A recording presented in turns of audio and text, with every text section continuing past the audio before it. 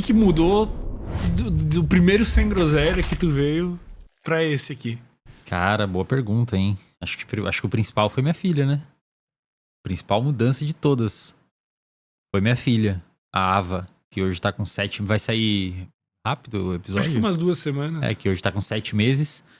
Mas na época eu tava fazendo doutorado, se eu não me engano. E tava trabalhando muito pra crescer as redes sociais e fazer as coisas virarem. E aí é isso, cara. Acho que montei as minhas empresas e agora sou um pai de família. Mas tu né? vê, é muito louco, porque aconteceu trocentas coisas, mas a primeira que tu mencionou foi tua filha. Mas muda muito a vida, né, cara? Você aprende ali muita coisa. Você aprende que o tempo não é mais seu. Você aprende que algumas certezas que você tinha são destruídas. Tipo quais? Eu nunca quis ter filho, né? Eu sempre tu não achei... queria? Não, nunca quis. Eu sempre achei que ter filho era colocar no mundo uma vida que provavelmente vai sofrer bastante por conta de como o mundo tá se configurando. Uhum. E aí eu decidi mudar isso. Na verdade, né, as coisas foram acontecendo e me levaram a decidir mudar isso em 2 frentes. A primeira foi a frente pessoal, que a Mayara, minha esposa, sempre quis ter filho. Então isso importa bastante na minha decisão. E a outra frente é que eu comecei a ler filosofia analítica, principalmente ética prática, que é basicamente filosofia moral que tenta nos responder como a gente deveria viver, como a gente deveria se comportar. E aí, num trecho de um autor chamado Peter Singer, num livro intitulado Ética Prática, ele comentou que se você tem condições... A construção do argumento dele foi muito mais complexa, mas basicamente, se você tem condições de botar uma vida boa no mundo, é moralmente correto fazê-lo. E apesar do mundo tá muito louco, né? Tá, sei lá.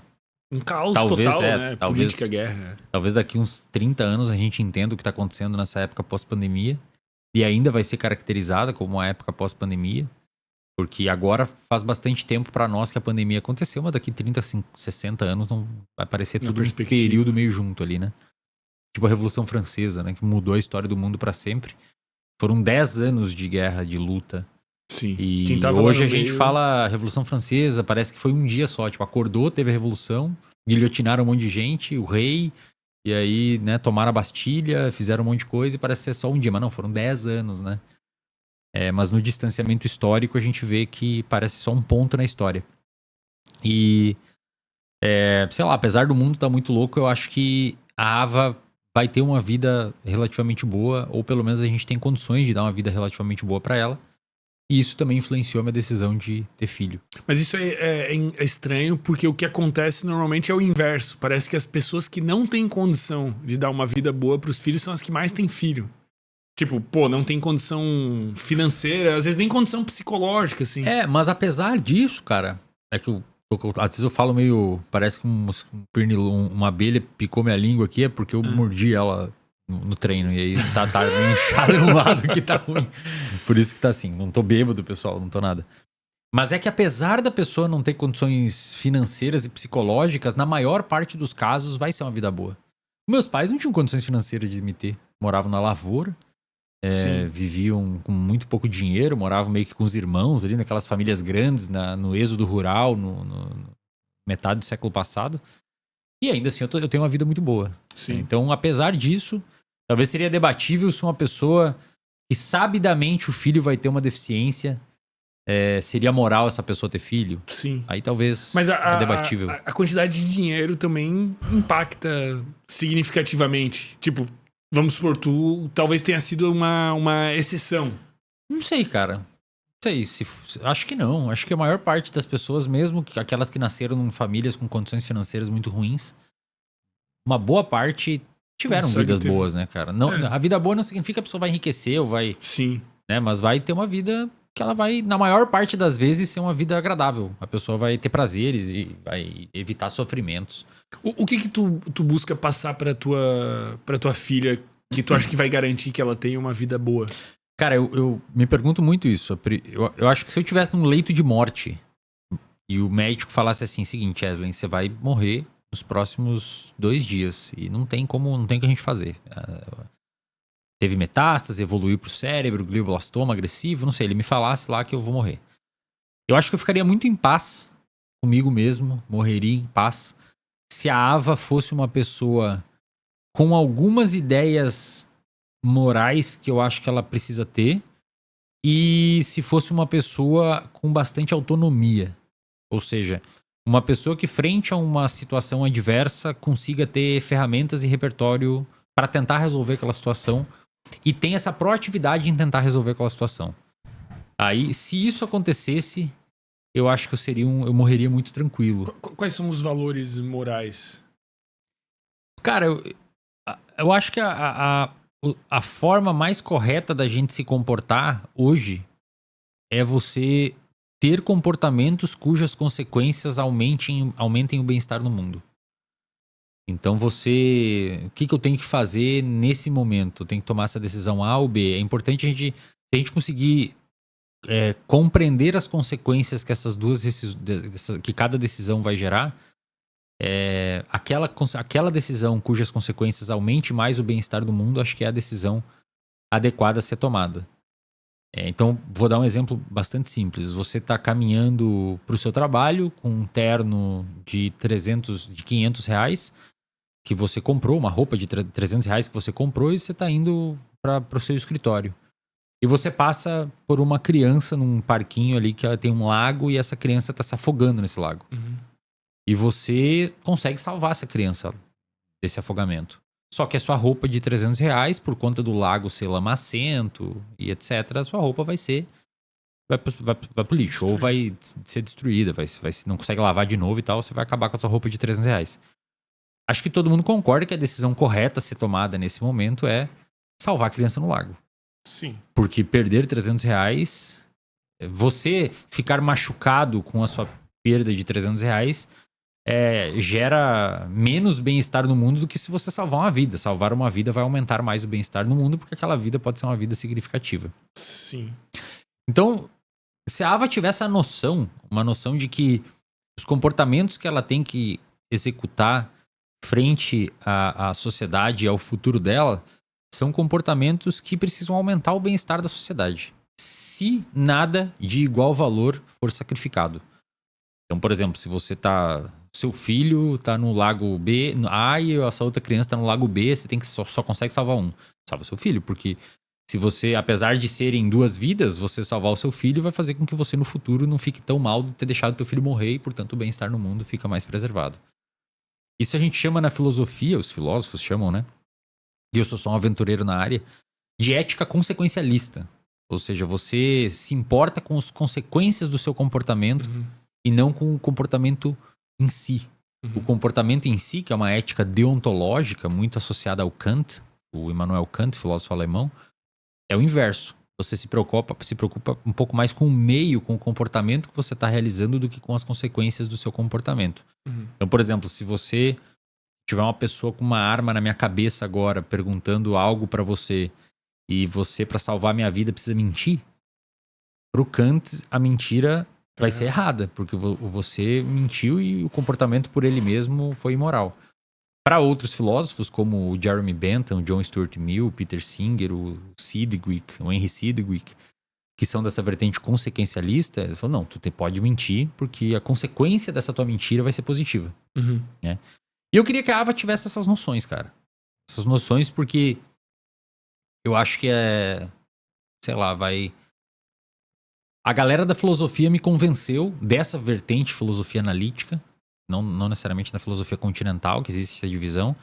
Essa galera da filosofia analítica me convenceu que a maneira correta de viver é uma maneira que você aumente o bem-estar no mundo. Buscando um bem para a sociedade. Ter comportamentos que aumentem o bem-estar no mundo, desde que nada de igual importância for sacrificável.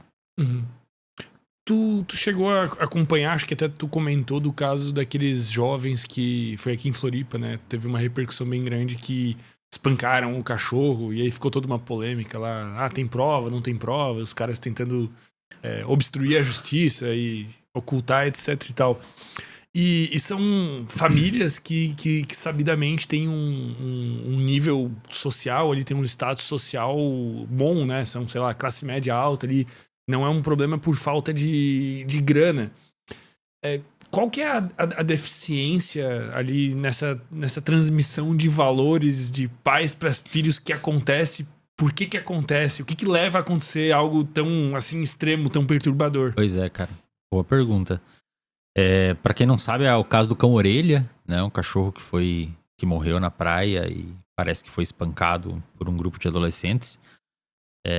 Na verdade, parece que são 2 que foram os realmente que foram culpados pelo problema, não lembro exatamente. Estão caminhando as investigações ainda, né? E, cara, é muito difícil avaliar, né? Porque é todo uma rede de situações que podem levar um sujeito a ter um comportamento dessa forma. Inclusive, você tem um livro ali na estante que é o Comporte-se, do Sapolsky, que tá ali em cima. Aqui, ó, e tem tem 2 aqui ainda. Boa. Pega aqui esse livro, deixa eu mostrar pra galera. Esse livro aqui que eu tô falando, ó. É o livro Behave.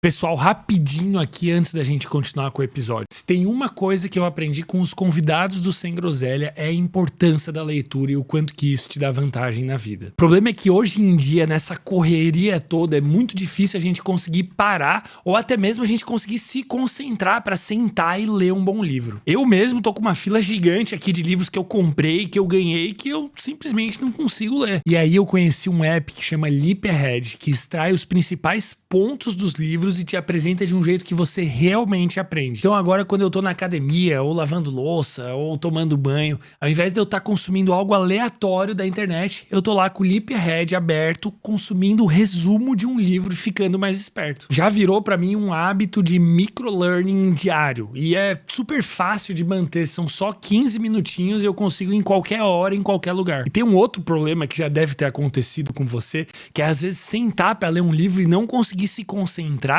E esses livros mais difíceis, às vezes a gente não consegue nem entender direito o que tem ali. E o Leaphead soluciona também esse problema. Ele extrai os principais pontos e ele te apresenta isso como se fosse um especialista te explicando. Aí fica muito mais fácil de entender. Ele pega esses livros difíceis e complexos e traz pra ti tudo mastigadinho. Lá no app tem mais de 30 mil opções disponíveis, inclusive todos esses que eu separei aqui em cima da mesa, que já ficam de recomendação. São livros muito bons. O link para download tá aqui embaixo na descrição, tem tanto para Android quanto para iOS. Aproveite. Nesse livro aqui, basicamente, o autor fala sobre isso. Um comportamento aconteceu, espancaram o cachorro, e ele tenta explicar o que levou à existência desse comportamento segundo os acontecimentos dentro do corpo das pessoas. E ele começa explicando o que aconteceu antes do comportamento, 1 segundo antes, 1 hora antes, dias antes, etc. Então, o que levou aqueles adolescentes a fazer aquilo? Muito provavelmente um deles tinha uma inclinação mais agressiva por questões genéticas do cérebro. Provavelmente essas questões genéticas tiveram um engembramento com história de vida. Às vezes a criança teve um trauma na infância, sofreu bullying e por conta de interação gene-ambiente favoreceu a manifestação de comportamentos agressivos. E essa criança, de alguma maneira, essa adolescente, de alguma maneira, manifestava isso já em outros cenários.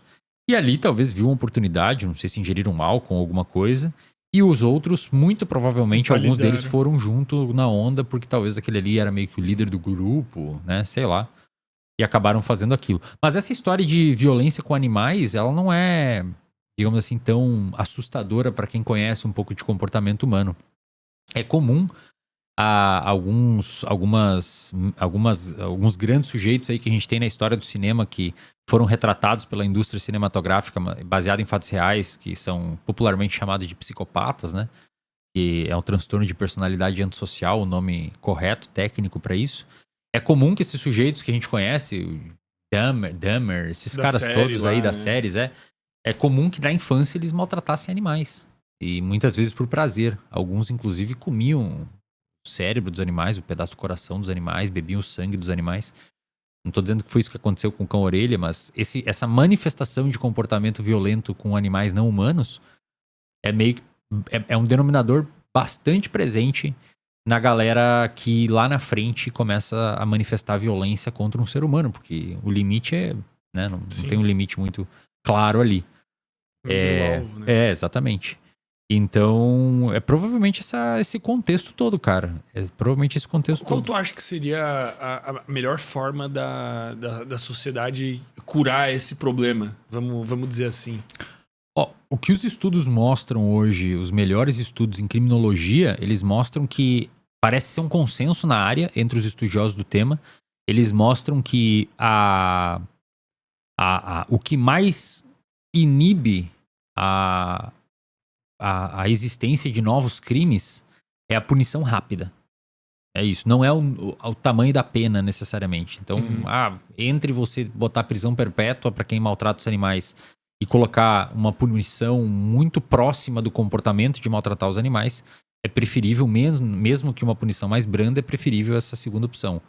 E faz sentido, né? Se você bota o dedo na tomada e você toma um choque só daqui a 3 anos, você não vai associar com o comportamento de instalar no sofá. Você não sabe o que aconteceu. E do jeito que funciona a justiça muito lenta, né, cara? É muito lenta a justiça. Pode ser que leve 10 anos. A justiça é muito lenta. Agora tá em julgamento. Claro que as pessoas às vezes são presas preventivamente, tem toda uma questão, mas a grande parte não é. Então, o que para inibir comportamentos dessa natureza seria interessante ter punições mais rápidas. Agora, como consertar isso? Cara, provavelmente um trabalho multidisciplinar muito forte em cima desses adolescentes que fizeram isso, se realmente fizeram, para tentar inibir que lá na frente eles tenham comportamentos dessa forma de novo. Sim. Mas é estranho até a postura dos pais, assim, nesse sentido, né? Que ao mesmo tempo que eles ficam divididos, né? Ao mesmo tempo que eles querem proteger os filhos, eles também provavelmente entendem que o que foi feito foi errado. Sim. Eu se fosse um filho meu que fizesse isso, cara, eu entenderia que eu falhei muito, assim, com a criação dos meus filhos. Seria pra mim a maior derrota da minha vida. De longe, assim. Se um filho meu fizesse um comportamento dessa natureza. Imagina, cara. Não, tá louco. Tá louco? O que eu... Porque é literalmente o fruto que tu tá deixando pro mundo, exato. Né? Por isso que eu falei lá no início. Eu queria que a Ava tivesse essa noção de que os comportamentos que ela deve fazer pro planeta são comportamentos que aumentam mais o bem-estar. Sim. E esse aí definitivamente não é um comportamento que aumenta o bem-estar, né? Não. Espancar um cachorro. Exato. Sem falar que você gera um mal-estar psicológico na população. Isso tá também diminui. Né? Isso também diminui o mal-estar do mundo, né? Sim. É muito louco quando você olha essas éticas normativas de como a gente viver. É interessante. Só que, claro, isso leva a outras grandes implicações. Se a gente quer aumentar o bem-estar do mundo, seria interessante a gente incluir os animais não humanos nessa lista. E aí os autores argumentam de uma forma muito robusta, e é difícil encontrar contra-argumentos, e eles já analisaram e reanalisaram, de que, por exemplo, uma vida mais moral é uma vida vegana. O cara que tem uma vida vegana, ele tem uma vida mais moral. Não tem como você... Eu li a grande parte desses livros de filosofia e como carne, não sou vegetariano nem vegano. Mas pelo menos eu tenho noção das implicações do meu comportamento. Sim. Por quê? O critério, eles desenvolveram um princípio que pra mim foi uma das coisas mais bonitas que a filosofia analítica criou, que chama princípio da igual consideração de interesses. Princípio da igual consideração de interesses. O que é isso? Todos os animais, humanos e não humanos, eles devem ter os seus interesses preservados da mesma maneira, levados em consideração da mesma maneira. Tá. Então uma vaca tem que ter os seus interesses levados em consideração tanto quanto um ser humano. Numa situação onde a gente tenha que matar um ser humano ou matar uma vaca, e só tem essa opção, sei lá, você tá nos Andes lá e só tem uma vaca e um cara, e você tá se afogando em cada lago. Você, obviamente, sacrifica a vaca. Por quê? Porque o humano, ele tem interesses mais complexos. Então, você deixar o humano morrer, você vai frustrar mais os interesses desse humano do que a vaca. A vaca, até onde a gente sabe, não tem noção de continuidade de tempo, sabe que vai viver mais pra frente, não tem planos, né? O ser humano tem planos, que às vezes tem muito mais noção de família, de amigos, etc. E isso leva à conclusão de que a gente matar um animal para comer quando há outras opções na mesa é uma questão imoral. E é muito difícil argumentar contra isso, né? Então, o critério que eles usam pro animal entrar, pro bicho, pro organismo entrar nessa igual consideração de interesse, é um critério de senciência, ou seja, capacidade de sentir dor ou prazer. Você chutar uma pedra não é imoral. Porque a pedra não sente dor e prazer. Agora, você maltratar um animal, como numa torada, nesses rodeios que os caras cravam pra diversão, espada, né? Isso é uma questão imoral, porque esse animal tem... Mas a distinção que é feita, por exemplo, de um cachorro pra uma vaca, também já é uma distinção imoral. Tipo, eu tenho um gato em casa, mas eu não vou comer um gato. Nem posso, acho que é crime, né? Inclusive, se eu quiser não sei assar como é um que gato. é. Mas assim... imagino que não vai ser socialmente bem aceito. Mas, por exemplo, porcos hoje, eles têm um nível de raciocínio cognitivo, digamos assim, né? Uma complexidade comportamental, até onde eu sei, maior que gatos e cães. Então, teoricamente, tu tá ferindo mais os interesses do porco do que um cachorro.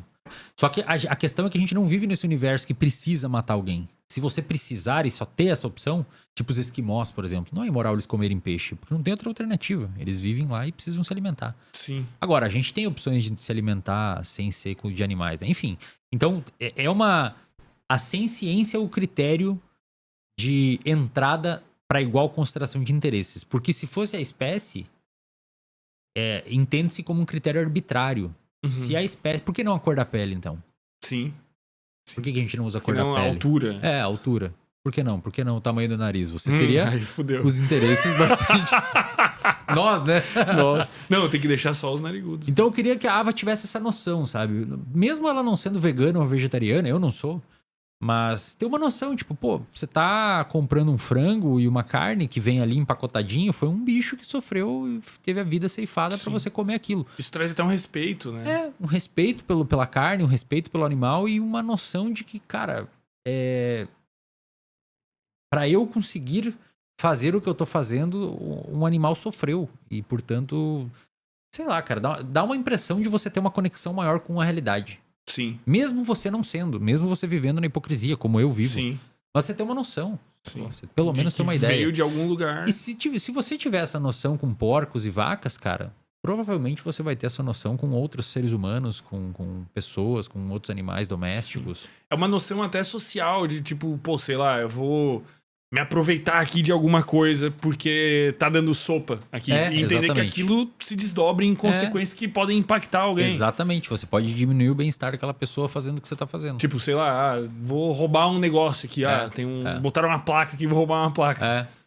Então, é uma noção que eu gostaria muito de deixar pra ela e que, infelizmente, esses moleques não tinham, né? Sim. Que mais que tu acha que é essencial pra ela? Eu vi que vocês comentaram que vocês falam inglês com ela. Sim. A gente contratou uma babá que fala inglês com ela e a Mayara fala bastante inglês com ela. Ah, que massa. Porque tem que aprender, né, cara? E a criança, quando... Principalmente nessas fases iniciais da vida, ali até os 9, 10 anos, o aprendizado dela é muito, muito mais rápido. Mas então ela mesma, ela tem 7 meses, tu comentou. Ela já tá aprendendo inglês ali... E português. Por osmose ali, passivamente. As duas... Sim, o cérebro dela é muito plástico, tem muitas sinapses, então faz com que o aprendizado seja muito mais eficiente porque ela tá aprendendo muita coisa. Ela tá aprendendo texturas, cores, tá aprendendo a andar, né? Olha só, demora 1 ano pra gente aprender a andar.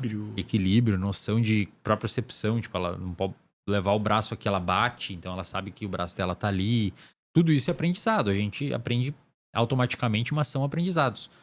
E aproveitar nesse momento que o cérebro dela aprende tão bem pra imputar o inglês ali. A criança tem uma desvantagem. Parece que a criança demora um pouco mais pra falar. Porque o cérebro dela fica meio confuso, assim. Ela tá... E é comum você ver aquelas crianças falando as duas línguas misturadas, né? Sim. I want água. Sim. Pra ela, não tá separado ainda. Mas vale a pena, né, cara? Pô, aprender uma língua depois, bicho. A gente, na idade que a gente tá aprendendo alemão, ferrou. Sim. Tem que parar a vida e sei lá quantas horas. Fazer 13 mil horas aí pra aprender alemão. Botar um esforço. E a criança que, sei lá, uma criança luxemburguesa, por exemplo, que é rodeada de países Luxemburgo, né? Ela cresce sabendo um monte de língua. Alemão, francês, um monte de língua. Porque pra ela é natural. E tu acha que o saber outras línguas ainda é um diferencial, assim, algum nível ainda tem utilidade? Ou nessa era de IA? Talvez quando tiver fones que traduzam automaticamente não seja tão útil, mas cerebralmente é importante. É um exercício, né? Sim. O cara que sabe uma língua e o cara que usa um tradutor, digamos que seja instantâneo no universo daqui a alguns anos, o cara que aprendeu a língua, ele exercitou, né? Seria o equivalente a você na academia ter a força no músculo e o outro cara usar um braço mecânico que desenvolveram. Mas é mais ou menos isso. Sim. Você tá usando uma tecnologia pra levantar. Os dois estão levantando a mesma carga, mas o outro tá com ele aquilo, né? E aí tem os impactos positivos na saúde. E aprender novos idiomas, assim como aprender conteúdos mais complexos, é uma das coisas que mais previne desenvolvimento de Alzheimer na idade avançada. Então, acho que é bastante importante, cara. E esse raciocínio de que, pô, agora no universo da IA e tal, né? A IA não, dos modelos de LLM, porque eu falei IA esses tempos, o Sergião me mandou um áudio de 6 minutos. Falando por que não é IA. Pô, não é assim, cara, não sei o que, IA é muito antiga. Acho que ele se sente meio mal, assim, quando tu fala IA. Tem que ter um preciosismo pela linguagem correta, exato. né? Mas nesses modelos de ChatGPT, nesse universo ChatGPT, né, que você terceiriza tudo, é importante manter esses exercícios, né, de ler coisas mais profundas e tal. Então, a gente quer que ela já saiba isso mais pra frente. Vamos abrir essa seara do futuro, discutir um pouco sobre o futuro, né? Já que tu tá sendo pai, né? E a tua filha vai viver nesse mundo e a gente abriu essa seara da IA. O que tu pensa, o que tu já enxerga, assim, como impacto da IA? Ou o que tu pensa que vai acontecer até mesmo psicologicamente? Capacidade de raciocínio analítico, das pessoas conversarem. Tu vê isso afetando a inteligência? Cara, eu acho que em termos práticos, os empregos de entrada e os profissionais ruins em vários empregos vão acabar. Não vão ter mais espaço. Tem como, né? Um editor de vídeo meia boca, provavelmente uma IA vai fazer o trabalho dele. Sim. Um cara que faz logo para empresa meia boca, a IA vai fazer para ele. O psicólogo meia boca, a IA vai substituir. O nutricionista meia boca, a IA vai substituir. Vai bem que passar uma régua. Vai nivelar mais para cima. Entra ou contratar essa pessoa que é muito ruim profissionalmente e a IA, o cara vai optar pela IA, né? Os profissionais bons vão ganhar com isso, porque vai concentrar mais aquela galera que quer um atendimento especializado nesse povo. Então, acho que do ponto de vista de emprego, cara, eu vejo indo pra esse lado. Sim. E isso por si só já é uma dinâmica muito louca, né? Da galera tendo que trocar de profissão. Exato. Migrar. Cursos de graduação cada vez mais esvaziados, né? Bolsa Família Universal. Né? O que os economistas apontam, né? Que daqui o Elon Musk falou, inclusive, numa entrevista esses tempos, falou, nem precisa guardar dinheiro pra sua aposentadoria que vai ter uma renda universal. Mas guardem dinheiro, tá? Pra aposentadoria. Escuta o Elon Musk, pelo amor de Deus. Porque o modelo capitalista, cara, uma hora ele vai ter que ser repensado. Sim. Eu não tô dizendo que a gente vai virar um universo socialista, comunista, mas vai ter que ser repensado, né? Sei lá, vai ter que ver o que vai fazer pra galera. Até porque até mesmo os trabalhos manuais, assim, só que eu acho que vai demorar bem mais tempo do que acho que sim. previsto, assim, né? Mas é que é uma transição, né? Algumas pessoas já vão... A gente vai ver muita coisa, né? Sei lá, a entrega de comida vai vir um drone. Já tem, né? Já Na tá China, rolando, por exemplo, assim, alguns países da Europa. Mas no aspecto cognitivo, cara, eu sou muito preocupado. Por quê? Muito preocupado. Porque eu acho que esses modelos de LLM serão para o cérebro o que o advento das tecnologias de locomoção foram para o nosso corpo. Então hoje se você não tomar cuidado e não se atentar, você caminha 300 passos no dia. Não sai de casa, faz tudo em casa. Sim. E aí você vai descer ou vai pro mercado, você desce de elevador, entra no seu carro na garagem, estaciona no mercado, compra as coisas do mercado, volta e você caminhou muito pouco. Sim. Né? Então você se exercitou, você fez pouca atividade física no dia, você se locomoveu pouco. Eu acho que vai acontecer algo parecido com a nossa capacidade de pensar, a nossa capacidade de raciocínio, porque as pessoas, assim como delegaram as tecnologias, a locomoção delas, e não se movimentam mais, elas vão delegar para a tecnologia dos modelos de LLM a capacidade de pensar. Óbvio, você vai falar, pô, mas então vamos voltar no universo onde não tinha calculador e fazer tudo as coisas assim, não sei o que. Não. Tinha Google. A questão é que você tem que usar a ferramenta como uma ferramenta e não terceirizar. Você pode ter um carro para ir à academia. Você usa o seu carro, vai até a academia, usa o carro o dia todo e no momento para exercitar o teu corpo. O cérebro vai ter que ser a mesma coisa. Se você terceirizar tudo para inteligência artificial, para ela pensar e você só dá prompt, escreva isso, escreva aquilo, agora mude isso. E você não escrever primeiro e falar, me aponte correções que eu posso fazer para tornar o texto mais claro, sei lá, cientificamente isso aqui tá preciso, você conversar, digamos que você escrutinar o teu próprio texto, num exemplo de escrita, né? Ou a tua edição do vídeo, seja lá o que você for trabalhar, os seus cálculos matemáticos, a sua linguagem de programação, você vai delegar para ela. Então o raciocínio não vai surgir mais de você. O raciocínio que vai surgir de você é um raciocínio para fazer o prompt. Sim. E para mim vai ser muito parecido, cara. A galera, uma boa parte das pessoas vão ficar sedentárias em termos de cognição. Assim como muitas ficaram sedentárias com o advento dos carros e das escadas rolantes dos elevadores. e vão acabar delegando totalmente a IA, e esse sedentarismo vai começar a atrofiar cada vez mais o cérebro dessas pessoas, às vezes literalmente atrofiar algumas regiões, impedindo que essas pessoas desenvolvam uma linha de raciocínio mais complexa. E do outro lado, você tem assim como no universo, na nossa metáfora do nossa fisiologia periférica, da nossa parte física periférica, os carros deixaram sedentários e a gente tem comida sendo entregada em casa, você não precisa mais cozinhar, você tem o iFood, tem os aplicativos, etc., que pioram ainda. Além de você ser sedentário, você tem qualidade de alimento. Uma qualidade alimentar muito ruim. Nesse outro universo aqui, além de você ficar sedentário cognitivamente, você tem o universo dos vídeos curtos de internet. Sim. Então, é a mesma coisa que casa, cara. São duas flechas, não é uma flecha assim e uma assim. Uma coisa é tu não ter carro, tu ter carro e etc., mas ser difícil acesso a alimentos ruins, alimentos hiperpalatáveis e hipercalóricos. Você ainda, pelo menos, come bem no universo sedentário. Só que aqui são duas flechas apontando para um lado ruim. Sim. Você é sedentário e come mal. Sim. E a gente sabe que hoje, pelo menos da década de 70 para cá, triplicou a obesidade e o sobrepeso no mundo todo. E é uma curva que continua... Agora, parece que com o advento dos análogos de GLP-1, estabilizou nos Estados Unidos. Olha aí. Vamos ver pra frente, né? E vai acontecer isso aqui, cara. E a galera ficando burra, né? Nessa seta que tu tá apontando, não parece ser algo também que tem alguma tecnologia que soluciona, né? E o pior, cara, é que vai aumentar muito a desigualdade intelectual.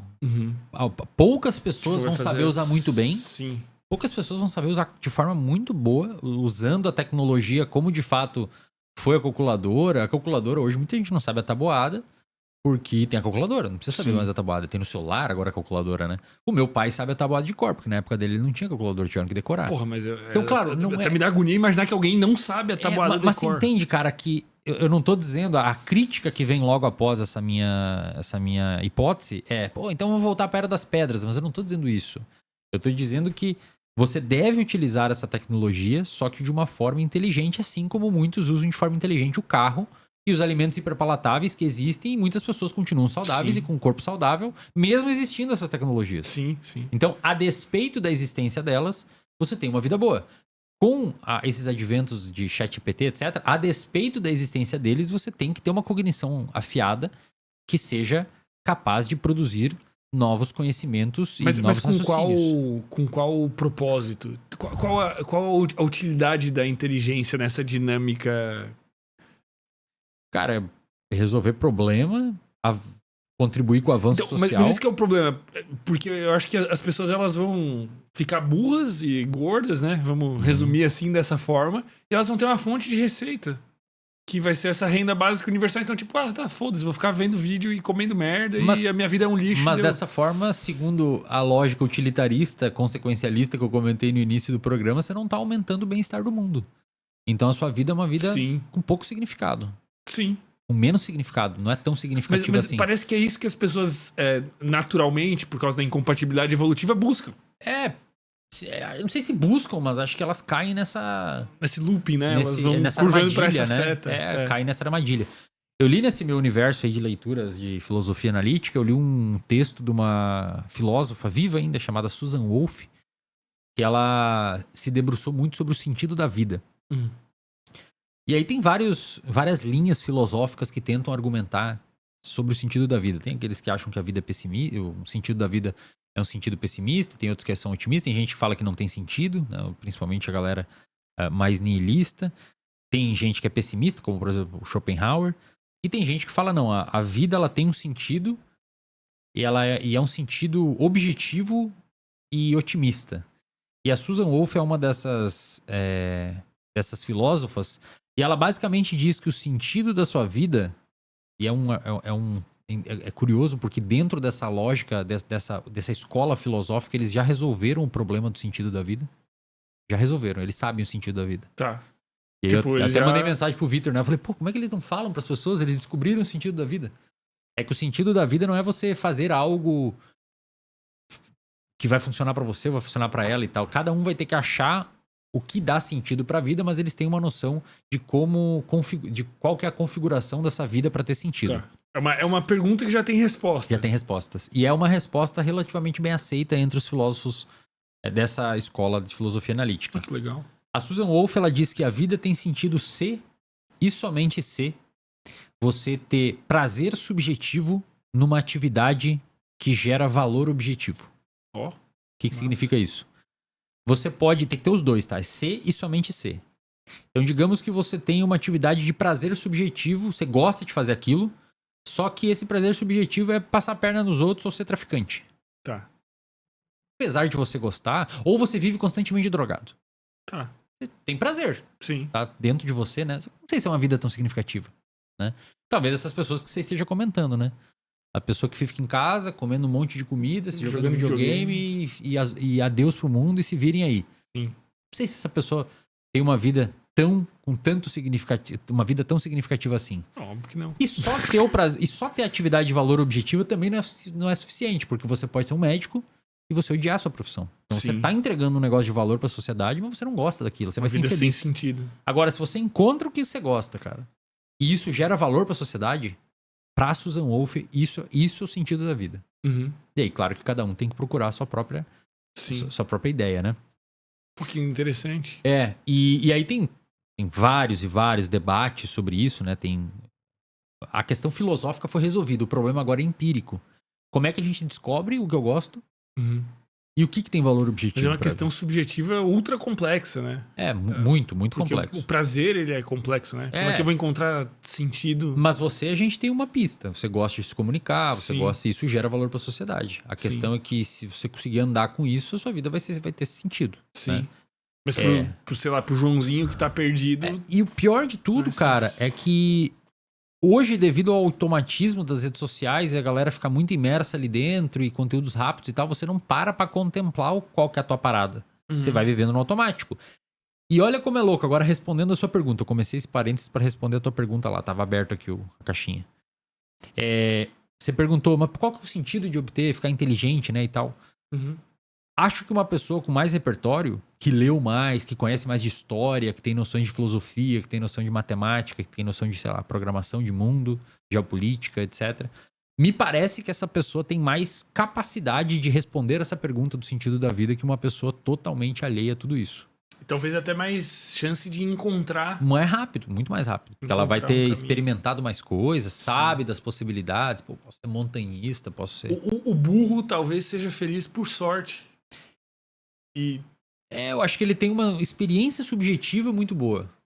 Mas não sei se o sentido da vida, se a vida dele tem tanto sentido. Sim. E isso vale também, cara, pra muita gente rica. Tem muita gente rica que a gente conhece que tem uma vida parcialmente significativa. Porque essa pessoa só se importa com riqueza. Sim. Ela não se importa com esse outro lado. Ela construiu algo que tem valor pra sociedade, acumulou capital, mas ela não tem esse prazer subjetivo. Ou às vezes inverso. Tem só o prazer subjetivo de acumular capital e ignora construir algo valoroso pra sociedade. Sim. Às vezes o trabalho dela poderia ser muito mais valioso pro mundo se ela olhasse um pouquinho mais pra esse componente e saísse um pouco só da questão de acumular capital. Que é importante em vários momentos. A gente precisa viver num universo capitalista, precisa de dinheiro, previsibilidade. Mas talvez depois de chegar num nível específico, se você olhasse para o mundo como uma lógica consequencialista, tipo, vamos tentar aumentar o bem-estar o máximo possível, às vezes você pudesse ter uma vida com muito mais sentido. Então, respondendo a sua pergunta, primeiro, eu acho que vale a pena ter mais inteligência para você encontrar o seu sentido da vida. Acho que te dá mais arma para fazer isso. E segundo, existem prazeres, cara, que isso quem escreveu foi John Stuart Mill, que são superiores a outros. Tipo o quê? Cara, você toca piano, você entender o quão difícil é uma música de um pianista X e você desenvolver essa música e você se aprofundar nisso, e o Stuart Mill, concordo com ele, eu concordo com ele que esse prazer, ele é muito maior do que você comer um hambúrguer. Sim. O que passou ali é um prazer inferior, segundo o John Stuart Mill. Quanto mais conhecimento tu tem numa determinada área, mais prazer tu consegue sentir nela. Você vai ficar triste junto porque você vai conhecer como o mundo é muito ruim em vários aspectos. É verdade. Né? E vai entender como as pessoas podem ser muito más.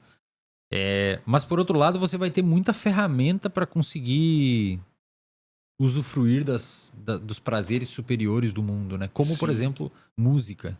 Sim, arte. Artes em geral. Ler um bom livro, cara. Pô, tu lê um bom livro, uma obra incrível, assim, que te toca. Essa sensação que o John Stuart Mill traduziu na frase de que ele prefere ser um Sócrates infeliz do que um tolo feliz. Ele prefere ser um ser humano infeliz do que um porco feliz. Porque o tolo e o porco, eles são limitados àquilo que eles precisam viver e só conseguem até lhe batem numa porta. Sim. O Sócrates e um ser humano, por ser um pouco mais respectivamente evoluído em termos cognitivos do que as suas respectivas... seu respectivo... que o porco e o ser humano e o tolo, ele consegue ter acesso a outras coisas, sabe? Sim. Por mais que não necessariamente isso gere felicidade. Eu acho que eu acho que na maior parte das pessoas, na maior parte das vezes, você ter mais capacidade de raciocínio vai ser melhor do que não tê-lo. Porque não... Você resolve o problema, né, cara? Sim. Você começa a ficar mais escasso, a sociedade premeia mais... Mordi minha língua de novo. A sociedade te dá mais prêmio por isso, porque o teu raciocínio vai numa linha mais rara. Então, se você for um psicólogo no meio de vários outros psicólogos que têm mais noção de leitura de cenário, de mercado e etc., talvez você se beneficie muito mais disso e consiga ajudar muito mais o mundo. O conhecimento é Exato. útil. Então, os 2 argumentos que eu te daria a favor da ideia de ter mais conhecimento são esses. É mais fácil de encontrar o sentido na vida, eu acho. E tem prazeres, cara, que só tendo algum nível de conhecimento você vai conseguir experimentar. Não tem como fugir, né? Mas esse debate de sentido da vida é muito legal, cara. Tem pessoas que são pessimistas, dizem que a vida não tem sentido, que o universo é muito grande, que a gente vai morrer. Tem vários argumentos pra desbancar esses outros argumentos. É um debate bem legal. Só que... Sem contar que pode entrar também numa seara religiosa e sem fim, né? Pois é, um dos argumentos da Susan Wolf é que você pode encontrar o sentido da vida sem depender da religião. Para ela, o sentido da vida é um sentido natural e não metafísico, de religião e tal. E é objetivo. Para ela, tem uma resposta. Tem uma resposta, não é subjetivo.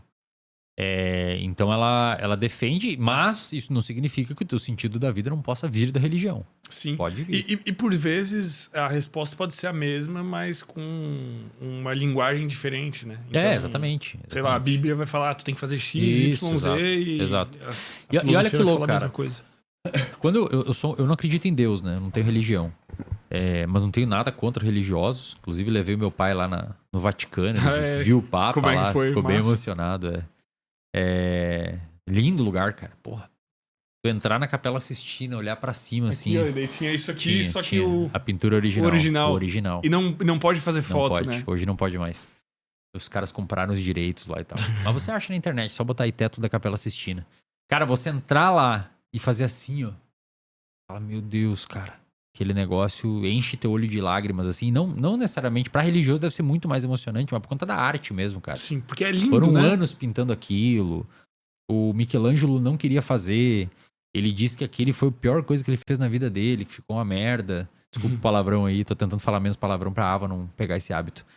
E que foi horrível, e aí um papa pagou um monte de dinheiro pra ele gostava de grana. E tá lá, cara, aquela maravilhosa obra de arte lá.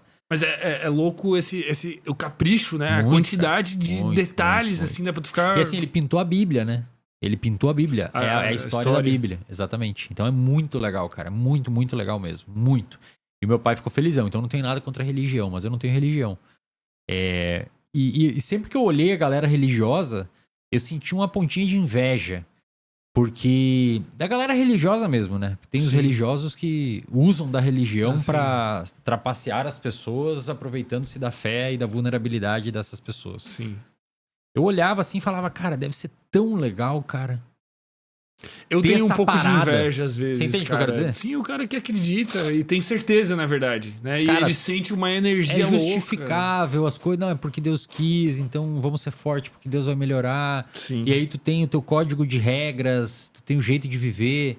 E eu nunca tive, cara. E eu sempre senti que ficou meio que um buraco na minha vida, assim. É que a pessoa parece que ela chega a uma conclusão muito mais simples e rápida, né? Tipo, cara, por que tu tem que fazer tal coisa? Não, porque é o caminho certo, porque tá escrito que é. Eu não preciso fazer 1000 perguntas pra descobrir. E tem um código moral, né? O casamento e tal. Sim. Que faz um sentido em um nível... E tem um papel, e sobrevive até hoje, foi muito útil, né? Pra sobrevivência da espécie também e tal. E inclusive, talvez tu, analisado por um cristão, tu seria um excelente cristão. A galera me fala muito isso. Entende? Isso que é muito louco. A galera me fala muito isso. E aí eu tava dizendo isso porque estudar essa escola filosófica que eu te falei... Peraí, tá meio desfocado, cara. Bota tua mão assim pra frente. Aí, voltou. Estudar essa escola filosófica que eu te falei, ela assumiu o lugar da religião, cara. Sim. Porque agora eu tenho uma forma de como viver. Sim, eu tenho um livro de regras. Né? É um livro de regras. Agora eu sei que o comportamento que eu tenho que realizar é aquele que tende a aumentar muito o bem-estar no mundo. Sim. Então, por exemplo, eu comecei a doar mais. Eu tenho umas doações fixas que eu faço. Massa. Eu dou para animais de rua, para instituições que cuidam de animais de ruas. E faço doação também para uma instituição na Angola ou no Congo que dá alimento para crianças em uma escola. Só que aí, o que as pessoas devem pensar quando a gente diz que faz essas doações é que o dinheiro é mal utilizado e as ONGs são corruptas. Só que tem um cara que é o Peter Singer, que é esse cara que meio que é muito famoso na ética prática. Ele criou uma instituição chamada The Life You Can Save, que ele se preocupa muito em fazer um altruísmo, uma doação baseada em evidências. Então eles tentam pegar $1 e traduzir no máximo de bem-estar possível. Entendi. E faz uma conta pra ver onde que chega no E como fazer? Eles perceberam, por exemplo, que se você dá a marmita pra criança, a família e a criança não valoriza tanto, por incrível que pareça. Então o que eles desenvolveram? Uma pulseira, que é carregado dinheiro naquela pulseira, e a família tem que coparticipar, colocar um dinheirinho junto também, mesmo que muito pouco, mesmo sendo uma família muito pobre. Tá. Então, sei lá, você doa aí R$1, Porque R$2. tu estimula eles Porque valoriza mais. E a criança, sabendo quanto tem de dinheiro naquilo ali, eles perceberam que no futuro ela tem muito mais noção financeira. Ela sabe, eu tenho R$40, tem a marmita de R$3 e a de 2. Qual que eu vou comer hoje? Pô, eu tenho 40. Não, eu quero comer de 3 hoje, mas amanhã eu vou comer de 2 porque não posso ficar só comendo de 3. E aí você começa a criar uma noção em vez de simplesmente dar a marmita pra criança. Porque você dá a marmita pra criança, ela não sente que perdeu algo. E aí ela cresce como aquele ser humano que acha que tem um monte de direitos e não tem deveres nenhum. Sim. Aí ela sabe que aquilo ali é dela, o dinheirinho dela, ela tem que passar lá, é um tap, né? Você bate lá, desconta e você ganha a tua marmita. Eles pegam todas as compras para fazer as comidas, essas marmitas dos produtores rurais, desenvolvendo a economia local, enfim. Que massa. E aí, uma das questões que me tocou muito foram os argumentos em prol da doação. Então, eu dou um dinheiro para essas instituições, chama The Life You Can Save, só colocar no Google aí que você encontra. E quando eu falo isso, geralmente os cristãos dizem justamente o que você acabou de falar. Pô, você é um ótimo cristão. Porque eu dou, né? Eu vejo um pouco mais de mérito em fazer as coisas certas sem acreditar que tu vai ser punido cosmicamente por não fazê-las, né? Então é tipo, tu faz a coisa certa mesmo sabendo que tu poderia não fazer e que tu não seria punido. Tipo, tu não acredita que tu vai pro inferno se tu fizer coisas erradas. Sim. Eu acho que é mais... Não sei se é moral a palavra, né? Mas é mais... Talvez genuíno, né? Genuíno, de Por alguma exemplo, forma. o Peter Singer publicou um artigo em 1973 que chama Fome, Riqueza e Moralidade. E nesse artigo, eu coloquei água aqui. Nesse artigo, basicamente, ele argumenta, ele é bem... Cara, a conclusão desse artigo é que, basicamente, o ser humano médio é um ser humano ruim. Tá. Ruinzinho. É mal. Sim, tipo, mal. É mal, moralmente mal. Tá. Por quê? Ele argumenta o seguinte. Se você tem como reduzir a dor do mundo sem sacrificar nada moralmente comparável, você deveria fazê-lo. Tá, mas esse é um argumento muito forte, né? É. Muito louco também. Pois é. O exemplo é a criança no lago. Sim. Você tem que salvar, pô. Não, Você então, tá sacrificando a mas eu roupa. posso doar toda a minha grana lá pra instituição que tu falou agora. Eu posso vender esse letreiro, não preciso desse letreiro. Pois é, mas aí será que o Sem Groselha vai ser igual sem o letreiro? Pois é. Talvez no longo prazo, se você fizer isso, você vai morar na rua. E aí não é bom ter você morando na rua. Sim. Vai aumentar o mal-estar no mundo. Tem algum nível... Você tem que achar o moralmente comparável. Você não vai vender tudo tuas coisas aqui e comer lixo pra conseguir doar pra uma instituição. Mas o extremo desse raciocínio não é tipo, caralho, eu não preciso comprar um sapato de marca. Eu posso comprar o sapato mais básico e vou doar o resto do dinheiro. Esse é o extremo. O extremo desse raciocínio é que se você pode doar, a não ser que o sapato de... A não ser que você seja um advogado muito famoso E pra você Tá. ajudar as questões do mundo, você precisa ter o teu brand ali Então, mas daí tu precisa organizado. ficar construindo narrativas mentais pra justificar tu. É um cálculo, Não né? tá gastando É um grana. cálculo, não tem como ser preciso, mas te dá uma boa orientação. Então, talvez entre você comprar sua segunda Porsche, talvez você possa pegar um pedacinho desse dinheiro e doar, sei lá, R$2.000, em vez de. Ou comprar uma sem o teto solar, sei lá, e doar pra uma instituição que vai cuidar de animais de rua, porque aqueles animais eles vão ter uma vida muito melhor. Ou doar para essa instituição The Life You Can Save, que vai comprar mosquiteiro para as crianças não terem malária lá na África. A questão é que quando eu falo da criança do lago, quase todo mundo responde que tem que salvar a criança. Sim. Mas quando a gente fala de uma criança lá na África, ou em outro lugar, as pessoas já falam, não sei o que, talvez não precise, porque você não vê a criança, não tá na tua frente, e você não vai chegar no trabalho e falar, hoje eu não doei pra África, as pessoas vão ficar chateadas com você. Agora, se você chegar no trabalho e falar, eu vi uma criança se afogando e não entrei pra salvar minha roupa, vão te achar um monstro. Sim. Mas por que lá na África, com as crianças da África, não te acham um monstro? Sim. O argumento do Peter Singer é esse: se você não sacrifica nada de moralmente comparável, você deveria fazer. E aí a segunda premissa dele é que a pobreza extrema é uma coisa ruim. Então a conclusão é que você tem que diminuir um pouco a Essa é pobreza uma premissa extrema. que é difícil discordar. É difícil. Mas Então, a primeira é. O argumento dele é que a gente não vive numa sociedade que, se você, por exemplo, o cara do supermercado, você foi comprar um negócio no supermercado pra levar no seu piquenique com a galera da tarde. Tá. E aí você ficou responsável de levar o café. E aí você resolveu levar uns bolinhos junto. Você chega com os bolinhos, é uma coisa que não era esperada. A galera vai achar legal. Né? A galera vai achar muito legal. Assim como acham legal quem doa. Agora, se você não leva o café, que era o esperado pra você, vão achar ruim. Só que a gente não acha ruim quem não doa. Então a gente não vê um cara muito rico, bilionário, trilionário, e ele não faz nenhum tipo de caridade, a gente não acha feio. Sim. A gente acha muito legal quem doa. E pro Peter Singer deveria ser a lógica inversa. A gente deveria achar meio repugnante um cara ter muita grana E não e doar. não ajudar. Né? Porque ele não vai sacrificar. Tu acha? Tu concorda com esse raciocínio? Um pouco. Concordo um pouco. Porque não vai mudar nada na vida da pessoa. A grande questão é... Mas é que tem. Em algum lugar tem que ser traçada uma linha. Exatamente. Esse é o problema, Isso. né? A linha é, começou a te causar mal-estar? Então para de doar. É muito melhor, cara, você doar R$50 toda a sua vida do que você doar R$500 agora, se arrepender um monte e nunca mais pensar nessa lógica utilitarista, falar isso é bobagem, Sim. fiquei mal pra caramba, foda-se. Mas o ainda mundo. assim é impossível traçar essa linha, cara. Porque daí tudo vai Não ser é questionável. possível. Tipo, cara, por que tu Mas não é precisa ter possível. um carro de 100 mil e tu não pode ter um carro de 30 mil? Você decide. Se você acha que o carro de 100 mil é importante pro teu bem-estar, Sim. tem o carro de 100 Mas aí mil. o outro, isso dá uma margem pro outro apontar o dedo e Não, falar. mas o que importa é o teu... A tua percepção. Exato, a tua percepção. Você não pode sofrer primeiro, né, cara? A gente quer aumentar o bem-estar global. Se Sim. você sofre, a tua família sofre, Sim. todo mundo sofre e você sofre também. Então a ideia é que você construa uma vida que permita você ajudar as outras pessoas sem te colocar num... O Peter Singer, ele diz que você ter uma vida ética é muito parecido com fazer dieta. É muito difícil fazer de forma perfeita. Comer exatamente a quantidade de fósforo que você precisa. Sim. Tá ligado? É muito Sim, difícil, é cara. muito difícil. Pode ser que o nutricionista aponte ali, mas você não sabe exatamente Só como aquele tá a tua... maluco do Blue Orange lá, o vampirão lá que tomou sangue exato, do filho é. lá. Só ele que consegue. Você entende? Assim. E você vai ter refeições lixo, você vai ter momentos de enfiar o pé na jaca. A vida moral é assim, cara. Você não vai conseguir calcular exatamente quanto que eu tenho que doar, que vai aumentar lá e vai salvar as vidas. Comprou mosquiteiro, salvou, mas daí se eu doar um pouco mais e não tiver o carro, mas se não tiver o carro, eu não trabalho. Se eu não trabalho, eu vou ganhar menos, eu vou poder doar menos.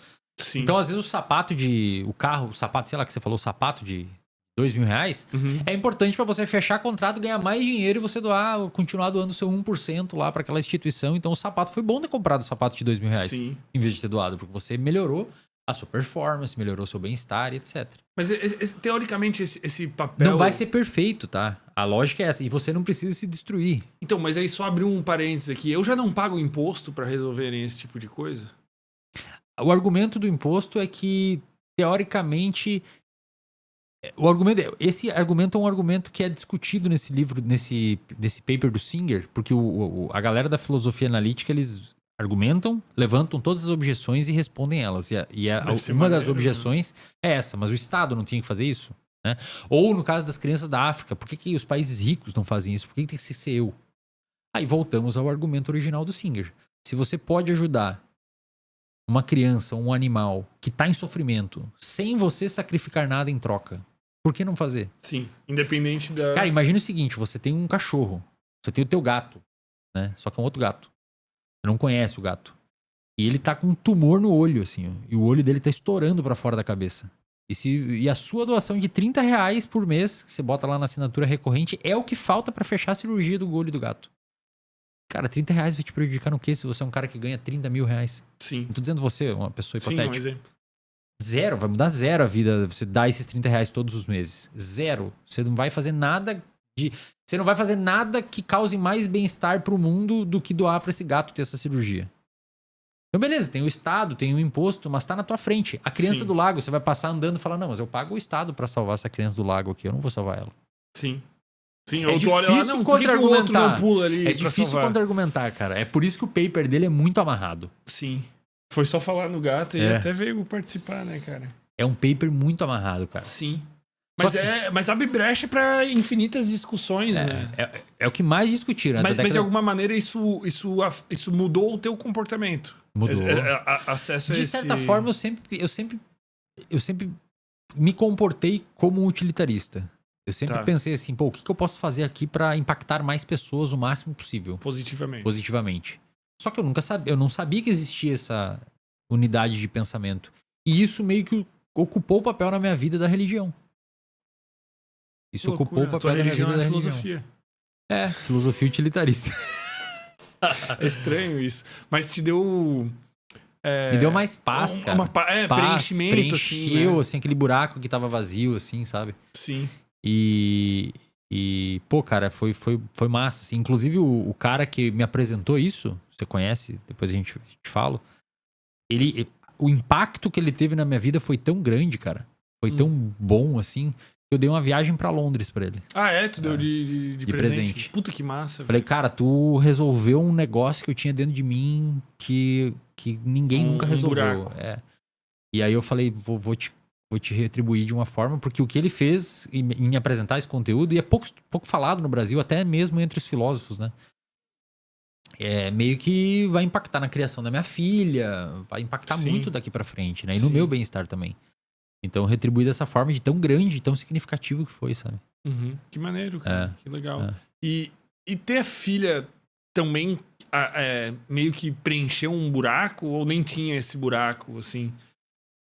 Cara, ter filha era como se eu vivesse a minha vida em 100% e aí agora eu descobri que eu tô vivendo em 300%. Não abriu, não preencheu um buraco, meio que abriu uma janela nova que eu não tava considerando, sabe? Sim. A impressão é essa, que eu vivia minha vida em 100%, só que na verdade agora eu descobri que esse 100% eram 3%. Sim. E abriu um novo universo de emoções, de vontades, de querer fazer, cara. Só quer chegar em casa e ver aquilo e brincar, sabe? E zoar e ensinar. Puta, imagina como começar a falar, cara. Sim. Treinar jiu-jitsu. Não, e tu poder trocar uma ideia, né? Tipo, tinha curiosidade. Ó, o Stuart Miller aqui. Falou não sei o que e ela... Vai dar um ensinar bioeletrogênese pra ela. Isso. Os potenciais lá, etc e tal. Mas é legal, cara. E obviamente tu também vai introduzir a leitura pra ela também. Eu imagino que é algo que tu considera importante. Espero que sim, né? Se as pessoas ainda lerem até lá, né? Pessoal, rapidinho aqui antes da gente continuar com o episódio. Se tem uma coisa que eu aprendi com os convidados do Sem Groselha é a importância da leitura e o quanto que isso te dá vantagem na vida. O problema é que hoje em dia, nessa correria toda, é muito difícil a gente conseguir parar ou até mesmo a gente conseguir se concentrar pra sentar e ler um bom livro. Eu mesmo tô com uma fila gigante aqui de livros que eu comprei, que eu ganhei, que eu simplesmente não consigo ler. E aí eu conheci um app que chama Leaphead, que extrai os principais pontos dos livros e te apresenta de um jeito que você realmente aprende. Então agora quando eu tô na academia, ou lavando louça, ou tomando banho, ao invés de eu estar consumindo algo aleatório da internet, eu tô lá com o Leaphead aberto, consumindo o resumo de um livro e ficando mais esperto. Já virou pra mim um hábito de microlearning diário, e é super fácil de manter, são só 15 minutinhos e eu consigo em qualquer hora, em qualquer lugar. E tem um outro problema que já deve ter acontecido com você, que é às vezes sentar pra ler um livro e não conseguir se concentrar explicar. E esses livros mais difíceis, às vezes a gente não consegue nem entender direito o que tem ali. E o Leap Ahead soluciona também esse problema. Ele extrai os principais pontos e ele te apresenta isso como se fosse um especialista te explicando. Aí fica muito mais fácil de entender. Ele pega esses livros difíceis e complexos e traz pra ti tudo mastigadinho. Lá no app tem mais de 30 mil opções disponíveis, inclusive todos esses que eu separei aqui em cima da mesa, que já ficam de recomendação. São livros muito bons. O link pra download tá aqui embaixo na descrição. Tem tanto pra Android quanto pra iOS. Aproveite. Se ela precisar ler até lá. E o jiu-jitsu, cara? Conta um pouco. Tu trocou completamente de esporte, tá aí com a orelha fodida, tá ficando pescoçudo aí, tá ficando meio quadrado, meio torto. Por que tu fez essa mudança tão grande? Tu curtia demais a corrida, né? Endurance e tal, e tu trocou completamente. Foi porque eu tava no supermercado um dia e tinha um cara na frente muito bêbado, louco, e eu tava com a Ava no carrinho. E aí eu pensei assim, e se ele partir pra cima, cara? O que eu faço? O cara vai fazer alguma coisa, né? Pega uma garrafa, uma madeira, sei lá. Mas ali eu descobri que eu não tinha repertório pra lidar com aquela situação. Sim. E aí, a partir disso, eu falei, não, eu tenho que aprender a me defender, tenho que saber Enquanto o que fazer. não tinha Ava, tu podia só correr, né, cara? Tu ganhava do cara correndo. Pior que é mesmo. Agora tu tem que carregar Agora eu deito no chão e monto minha guarda. E como é que tá sendo? O que tu tá curtindo, assim? Cara, tu tem insights psicológicos ali fazendo? Não tenho. No início foi um choque muito forte, assim, de realidade, porque eu descobri que um cara graduado, faixa preta, faixa marrom, ele pode fazer com você o que o cara faz com o bebê. É foda, cara. E é realmente isso, tipo, não é exagero. Sim. E eu contei esse tempo nos stories. Pô, eu apanhei pra uma menina faixa roxa que tem 15 quilos a menos que eu. E é uma menina, tipo, ela tem força física inferior a mim. Inferior. E eu tenho 15 quilos a mais, pô. E eu fiz força. Não foi brincando. Eu não fui brincando. No início ela tava brincando. Aí eu falei, não, vai sério aí, pô. Aí ela começou a ir sério e ferrou, velho. Me bateu de toda forma possível. Pegou minhas costas, me estrangulou, armlock. Me finalizou várias vezes em 5 minutos. Ela podia ter quebrado meu braço e me apagado, se ela quisesse. Se fosse um negócio, né? E eu sério, cara. Pegando o braço dela, puxando. Fazendo Só que que aí tem alavancas, né? Tipo, tu se abraça assim, daí ela enfia as mãos de um jeito e quebra assim. É difícil você se defender, cara. É muita técnica. Sim. O conhecimento dá vantagem até num confronto físico. Exato. E aí eu falei, não, preciso saber, né, do que fazer, preciso ter uma noção. E é bizarro, cara, porque realmente um cara graduado, assim, ele quebra suas 2 pernas sem sair do chão. É assustador, assim. Você aprende o quão indefeso você é. Você é muito indefeso e muito frágil, muito vulnerável frente a essas pessoas. Sem falar que as pessoas começam a ficar meio cascuda, entendeu? Ficam duras, assim, ficam fortes nos lugares específicos, na mão, sabe? No tronco, no quadril. E é muito complicado você fazer alguma coisa, assim. Realmente, assim, é uma questão de você lutar 100 vezes com um cara desses e ele te ganhar 100 vezes. Sim. Não é sorte ou agora ele deu uma sorte que foi pra esse lado e deu certo. Não, são 100 vezes que você vai perder. Sim. Até hoje o meu parceiro de treino, o Rafa Ari, ele... E pô, eu estudo, evoluo, né? E sou um cara forte fisicamente, fiz bastante academia, tenho força, não muito músculo, mas tenho bastante força. E tu tá bem dedicado, assim, muito, né? Muito, estudando, fazendo. Eu não consigo fazer nada com ele, cara. Teve uma vez que eu consegui raspar, ele é faixa preta, consegui raspar ele porque eu suo muito... E aí o chão tava todo melecado e ele resvalou. E aí eu consegui subir rápido. Não foi nem uma raspagem técnica, né? Como toda faixa branca. Então foi uma raspagem na cagada ali, como um bom faixa branca que sou. E de resto, cara, você não faz nada. Assim, quando o cara faz algo é porque ele deixou pro cara se movimentar no treino, né? Não ficar só qual que é o teu objetivo ali? Sei, tipo, cara. o que tu tá buscando? Tu só tá curtindo a parada, aprendendo e indo embora. Fazendo ali. Vou lutar no campeonato agora, que é o campeonato da própria academia, pra me desafiar, né? Uma coisa é você correr. É você contra você ou você contra um monte de gente. Uma coisa é você nadar. Sei lá, ali é você contra um cara que quer te esganar pra vencer você. Sim. É uma coisa muito 1 contra 1, assim. É diferente a experiência, né? Outra coisa é você tá num tribal, assim, um time de vôlei, é vocês contra eles. Ali é você contra um cara e ele tá mirando você. Sim. Não tá mirando o time. Entendeu? Sim, não tem mais nada. Então eu quero ter essa experiência. E, cara, eu quero continuar fazendo. Realmente eu não me vejo parando, assim, não me vejo. Porque é um esporte que demanda muito do cognitivo. Você tem que aprender as posições, compreender as defesas, as noções de equilíbrio, né? Todos o que você tem que fazer, onde você tem que cuidar pra defender. E e é muito bom fisicamente, né? Você fica muito saudável. E a explosão, muito cardio. E se tudo der certo, um dia fazer com a Ava, né? Pô, seria muito legal, né? Ensinar ela. Com que idade será que dá pra começar? 3, 3 4? anos. 13? 3. Ah, com 3 já dá pra começar. Meu Deus, cara, loucura. Aí, ela vai ser uma monstra, né, velho? Aí elas ela já vai aprendem vir a cair. inteligente, falando um monte de idioma, lendo um monte de livro, cara. Tu vai criar... Eu tô bem animado, cara, pra colocar ela ali. Porque é importante as criancinhas, a gente vê as criancinhas lutando ali. Elas aprendem certinho, fechar guarda, ter noções de defesa. E sem contar, aprende respeito, hierarquia, Isso, hierarquia do disciplina, tatame, né? Exato. Se você ficar bagunçando no tatame, o professor não dá tua graduação. Aí todos os teus coleguinhas ganham, você não. Se você bagunça demais, muito indisciplinado, o professor toma tua faixa. E aí é só você sem faixa. É meio vergonhoso pra criança. E aí elas vão entrando na linha, assim. Elas começam a ficar bonitinhas. Maneiro demais. É muito bom, cara. E nesse universo de crianças que hoje são muito mimadas, né? Não Sim. são colocadas nesse universo de se testar e aprender a ouvir não e perder pra aprender com a derrota. Vai ser uma maravilha. Cara, eu vi uma notícia muito absurda ontem, cara. Até correlacionado com isso, mas era uma pessoa processou o Facebook e o TikTok nos Estados Unidos e ganhou porque ela desenvolveu vício em redes sociais dos 9 aos 20 anos. O processo saiu com 20 anos de idade e ela ganhou 6 milhões de dólares, cara. E aí eu fiquei pensando nos absurdos que implicam ela ter ganhado esse processo. Porque, cara, é tipo eu processar, sei lá, a Nutella porque eu engordei. E aí eu fico correlacionando isso com, porra, cara, a criança que não aprende o limite por causa dos pais, entende? Tipo, os pais poderiam ter ensinado pra ela os limites das redes sociais e ela não teria se viciado. A Meta e o TikTok, na minha opinião, elas estão fornecendo um produto que, por causa da dinâmica de mercado e capitalismo, elas querem que as pessoas fiquem cada vez mais viciadas, mas não tem como atribuir essa justificativa. A pessoa tem que ter limite. Eu vi um cara que processou o professor dele da Academia de Jiu-Jitsu porque ele não ganhou um grau na graduação. Então, é esse tipo de coisa. Imagina, cara.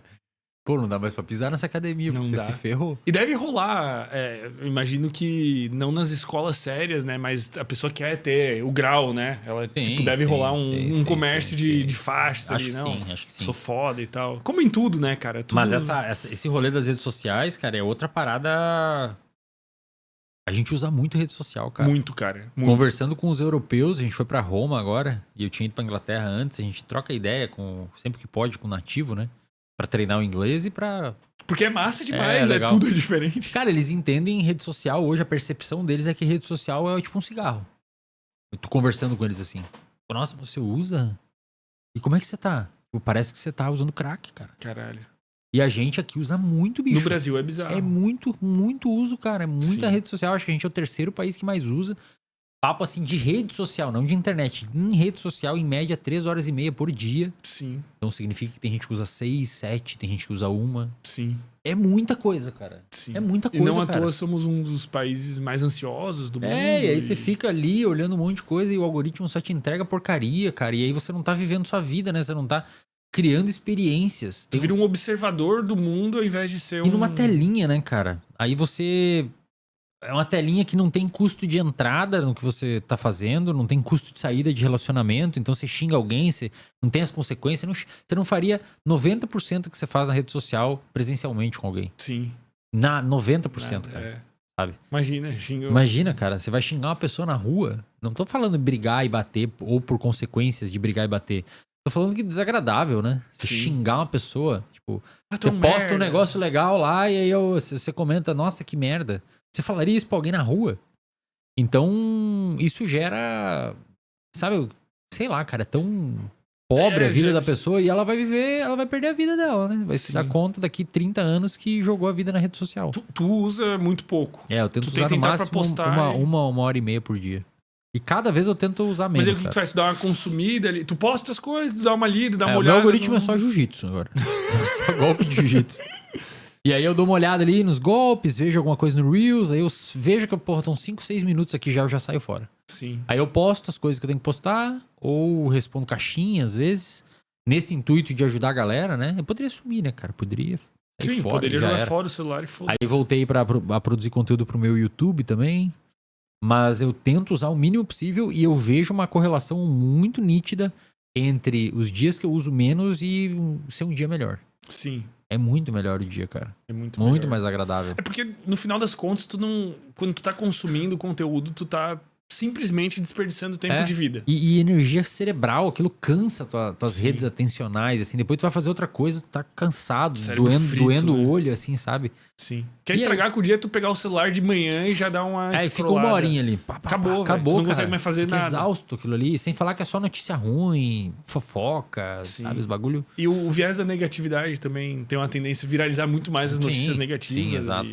E o mundo também tá... Então, Nossa. porra, é foda, cara. Tem que tomar muito cuidado, a galera aí que puder tomar cuidado, tome muito cuidado com o uso de rede social.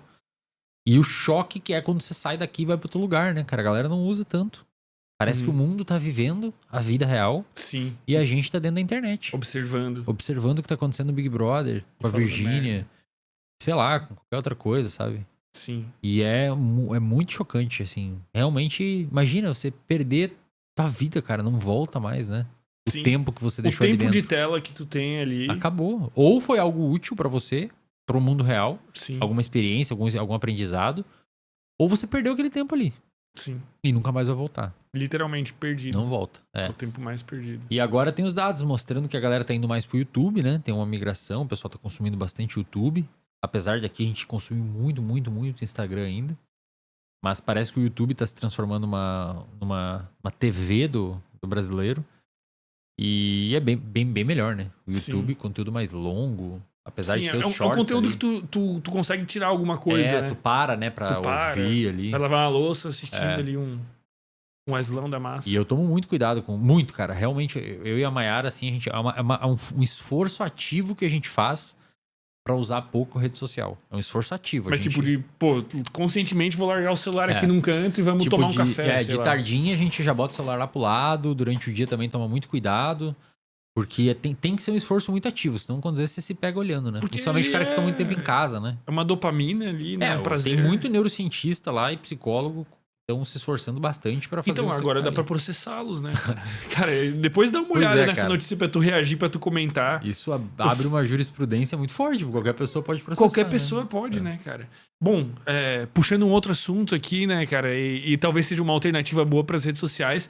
No meio tempo aí desses anos, faz anos que tu não vem aqui, cara, 1 ano, 2 anos, sei lá, 3 anos. 3 anos, eu acho. Você escreveu um livro. Escrevi. E aí, como foi a experiência de Pô, não escrever? trouxe, cara. Eu ainda não- Tu mandou o meu Tem pra uma mim, mas caixa ainda lá não em chegou. casa, esqueci totalmente. Vou trazer outra Não tem hora aí. problema. Outra hora eu pego. Eu escrevi um romance que se passa no Brasil de 2030, onde todos os livros se apagaram. Tá. Sumiram as palavras. As palavras se apagaram, fica em branco, tudo em branco. E aí aquelas pessoas que tinham lido preteritamente a esse evento começaram a ser pessoas muito requisitadas, né? Poderosas, porque elas tinham Sim. conhecimento acumulado que não era mais possível de acessar. E é uma crítica que eu faço ao mundo de hoje, que as pessoas já não leem e aquelas pessoas que leem são pessoas Já que tem tendem a ter mais vantagem. poder, né? Uhum. Tendem a ter mais vantagem. E aí nesse livro existe um neurocientista, que é o Ezequiel Delfino, que conta parte da história da minha vida. E ele desenvolve uma fórmula chamada engramina, que é uma fórmula... Lembra dos engramas, né? O engrama é o local Engrama, físico onde memória. fica as memórias. Ele desenvolveu uma fórmula chamada engramina, e essa fórmula tende a aumentar a capacidade desses caras que tinham lido antes de recuperar as suas memórias ainda mais. Pra Nossa. tentar reescrever algumas coisas, encontrar fórmulas de novo e tal. Sim. Só que aí o governo não vê isso com bons olhos, prende o Ezequiel e o seu ajudante, o Stuart, que é um britânico em crise existencial que veio pro Brasil para tentar fazer algo útil para a vida, que é inspirado no John Stuart Mill. Inclusive no livro tem um momento que o Stuart ele conta o porquê que ele ficou depressivo e tal, e o John Stuart Mill ficou depressivo também. Eu li a autobiografia dele. E aí eu conto exatamente o que aconteceu na vida do John Stuart Mill no meu livro. Ah, Uma que referência massa. que eu fiz. E aí ele conseguiu encontrar a saída da depressão nas artes escutando músicas, etc. Eu cito os músicos que ele escutava, os autores que ele Que lia. legal, ficou uma correlação Bem nesse bem momento. maneira. Esse foi bem E real. aí, nesse contexto, se desenrola a história. Aí se desenrola a história. E aí, eu vou contar um evento aqui que tem no livro, mas não é O spoiler. spoiler, Cara. mini spoiler. É, um mini spoiler. Aí o Stuart vai preso e tal, e ele deixa uma carta pra filha dele, que é a Eva. E aí essa carta é a última página do livro, é a carta. E ela termina com amor eterno, seu pai e.d. E essa carta é uma carta que eu escrevi pra Ava, pra minha que filha. Massa. Então, sei lá, se eu morrer, Tá lá. tá a carta lá. É só livro. ela comprar o livro que ela vai ler a carta que eu escrevi pra ela mesmo daí. Pô, que massa. Aí eu saí do personagem, mas tem a ver com o contexto e tal, né? Com a carta diz pra Eva o que eu gostaria que ela fizesse na vida dela e tal. Prava. Pra Eva. O paralelo. Pô, que massa, ficou legal. E foi bem desafiador escrever, cara, porque eu sou era um cientista, né? Muito técnico, muito né? técnico. E é muito fácil escrever em linguagem científica, porque você não pode... Realmente, você não pode colocar coisas da sua cabeça. Você sempre tem que referenciar alguém. Então, você tem muito pouca liberdade, né? Você não pode falar, eu acho que aconteceria isso. Não, você falar, segundo fulano de tal, aconteceu tal coisa. Então, E um ali texto tu muito pode mais... fazer o que tu quiser. Qualquer coisa. Você é onisciente, onipresente, você faz o que você quiser. Só que eu cometi vários erros nesse primeiro livro, né? Espero escrever um outro mais pra frente. Como assim? Que erros? Erros de organização pra escrever mesmo. Por exemplo, eu não fiz ficha de personagem. Eu descobri no meio do livro que tinha que fazer. Que é tipo as características de cada base personagem. pra tu não se confundir no meio ali. Exato. Ele tem sotaque, qual que é o comportamento, o problema dele? Então, o que ele é? Um cara agressivo, um cara irônico, né? Tem que ter essa fichinha pra você ir construindo. O meu livro, o narrador do livro é um narrador em terceira pessoa. Então, o Stuart fez isso, o Ezequiel fez aquilo. Esse é o pior jeito de escrever, é o mais difícil de escrever. Por quê? O ideal que seria em primeira pessoa. O Stuart, o Ezequiel entendi. narrando o livro. Sim. Tipo, eu cheguei aqui e fui lá. Sim. É Porque daí tu muito depende mais sempre fácil, desse observador. Cara. O observador tem que ir voltar, narrar, descrever. Se fosse o Ezequiel, o observador, o narrador saberia o que o Ezequiel faz. Então ele saberia menos. Como eu sou narrador, eu sei tudo. Então eu tenho que cuidar. Enfim, tem que cuidar com o que tu expõe. Embaralhou Entendi. muito minha cabeça. Não foi legal. E uma outra questão que eu fiz foi alternar o presente e o passado no livro. Tu fica pulando. Um capítulo no presente e um no passado da história do Ezequiel. Eu não sei se eu faria assim hoje, talvez fosse uma linha contínua. Mas eu quis fazer isso pra dar um nível a mais de dificuldade pro leitor, pra que ele raciocine um pouco mais ali pra compreender o livro. E pra tu também exercitar a tua própria escrita, o teu próprio raciocínio. Mas foi muito bom, assim, cara. Foi uma experiência legal. Gostei muito do resultado, considerando que é o meu primeiro romance, é um romance de estreia. E tu pretende escrever outro? Eu quero escrever outro. Mas, tipo... Outro romance. Completamente diferente. Não sei ainda. Lá, qualquer coisa. Vou pensar. Eu não sei ainda, cara. Esse livro aí, talvez ele tenha uma continuação. E aí eu gostaria... Não sei ainda, tá? Vou ver. Mas talvez eu escreveria a continuação dele no universo cyberpunk. No futuro, assim. Muito... Onde todo mundo tomou engramina, ela, sei lá, se foi libertada pro povo. Tá mais com o governo. Não sei. Vou ver. Não sei ainda. Mas agora eu não quero nem pensar nisso, cara. Escrever o livro quase me deixou, sei lá, alcoólatra. Quanto tempo tu... Eu lembro que eu bebia, não bebo dia de semana, né? E às vezes tinha que escrever. Cara, é foda, cara. Dá pra entender os caras, dá pra entender os caras. Não, é uma desgraça. Eu lembro, eu não bebo dia de semana, né? E aí chegava, tipo, quarta-noite, assim, pô, escrevia o dia inteiro mal. Eu tinha que resolver um problema de um personagem, o que ele faz, pra onde ele vai. Eu falei, vou fazer um Negroni, só um Negroni. Negroni ainda por cima. Cara, dá pra entender, foda, né? velho. Não treinava, não queria fazer nada, queria só escrever. E aí ficava naquele escritório escuro. Nossa, era uma desgraça, cara. Sim. Foi dolorido pra mim. Mas tu gosta. Foi dolorido, foi bem dolorido. Então agora eu não quero nem pensar. Cara, tu curte, cara. Tu adora isso. Não, mas eu não quero pensar agora nisso. Não, Só agora daqui tu uns quer... 3 Sabe o anos. que tu quer ir apanhar ela no jiu-jitsu, Isso, cara. exato. Tu quer ir lá e moer. Que dia que é pra gente ir lá... não, nem vamos falar aqui, né? Daqui a pouco junta um monte de louco lá acompanhando o campeonato. Irmão, uma honra te receber aqui. Fazia tempo que tu não vinha. Foi um prazer. Foi massa. É legal acompanhar a tua vida meio perto, meio longe, assim, né? Mas ir vendo as coisas que vão acontecendo. E vai mudando, né, cara? A gente imagina vir aqui hoje e falar ainda do dopamina e não sei o quê. Pra ti talvez nem caiba mais, não, assim, tá louco, né? cara. Eu nem ia conseguir. Eu também já sei tudo decor, eu né? ia negar o convite daí. Falar, não, cara. série, falar Cansou, sobre isso né? de novo. Mas é muito louco, né? Você vê que o cara vai trazendo coisas novas, né? Filosofia, sentido da vida. Sim. Acho que isso é importante, cara, pra galera que tá assistindo aí, sabe? Nunca... Pô, eu sou um cara que talvez de todo mundo aqui, tirando algum outro na audiência aí, que menos precisava estudar, né? Eu Sim, ficar em casa. tipo, tu poderia. O que tu boaça sabe já é o lá, suficiente. sabe? Né? E poderia estar aposentado. Trabalhar, Sim. E aí o cara continua se aperfeiçoando, escreve livro, se aventura no esporte. Porque faz parte do teu sentido. É importante essas paradas, exatamente. Porque faz parte do sentido da vida. Então você que tá assistindo aí, pare um momento e pergunte-se qual que é a tua parada. A gente vê, velho, na clínica... Eu tenho, pra quem não sabe, uma clínica com 110 psicólogos, né? E aí, volta e meia, a gente troca ideia das principais demandas e tal. Além das óbvias, depressão, ansiedade, insônia. A galera tá vindo muito com transição de carreira. Muita gente com transição de carreira. Porque provavelmente ali na década de 2000 teve um boom da construção de universidades. Sim. A via canônica que os nossos pais ensinaram pra nós é: se você não tiver universidade, você vai virar pobre, vai passar trabalho. E tu fazia, tu tinha tinha emprego garantido. Coisa, e você tinha que fazer, e você tinha que entrar na universidade. E aí, com 18 anos, cara, a gente não sabe escolher o que a gente gosta. Sim. Você é um exemplo, né? Sim. Você se formou em engenharia civil e tu não trabalha, podcast. exato. Então, aquela pressão, tipo, cara, faz uma universidade, aí você entra na universidade, gasta aquele tempão, aí você descobre que não é a tua parada lá no final da universidade, mas você já fez tudo. Não, vou terminar então, pra pelo menos ter o diploma. Aí você vai pro mercado de trabalho, e às vezes não tem mercado de trabalho, porque o Brasil não tem indústria, não absorve isso, ou você não gosta da parada. Então, muita gente hoje migrando de carreira, e esse é o momento, se você tá nisso, ou está antes disso, principalmente pra quem tá antes disso, de parar e pensar o que gosta, né, cara? A gente não para pra pensar muito o que gosta e vai descobrir só depois, lá com 35, 40 anos. Sim. O que gosta de fazer? Qual que é aquela parte subjetiva, né? Se tu tivesse hoje 18 anos, assim, se tu tivesse que descobrir o que tu gosta, o que tu faria? Sei lá. Eu acho que mesma coisa, neurociência. Mas se tu tivesse que descobrir, saca? Qual que é o mecanismo pra descobrir? Entendi. Pois é, essa é a grande questão. Eu sempre penso que trocar ideia com o cara da área. Eu acho mesmo, que é uma assim. boa... será que eu faço advocacia? Converso com advogado. Sim. Eu faço direito? Converso com advogado. Será que eu faço medicina? Converso com médico. Talvez abra um pouco o que é a profissão, né? E saia daquele ideal dos filmes.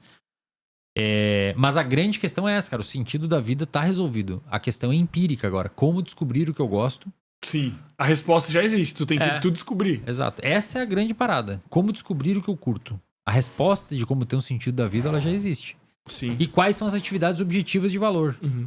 E às vezes também, não necessariamente o teu emprego vai contemplar isso 100%, né? Mas tu pode encontrar sentido na tua existência muito num hobby, isso, exato, nas outras coisas. Né? Exato. E usar o emprego como um patrocinador disso, né? Às vezes o teu emprego, tipo, é algo que eu não odeio, né? Não vivo sob estresse, meu chefe não é um filho da puta e vou trabalhar querendo me matar, mas tem um trampo mas, cara, eu faço jiu-jitsu, sei lá, eu surfo no final, viajo, alguma coisa. Eu acho que é isso, cara.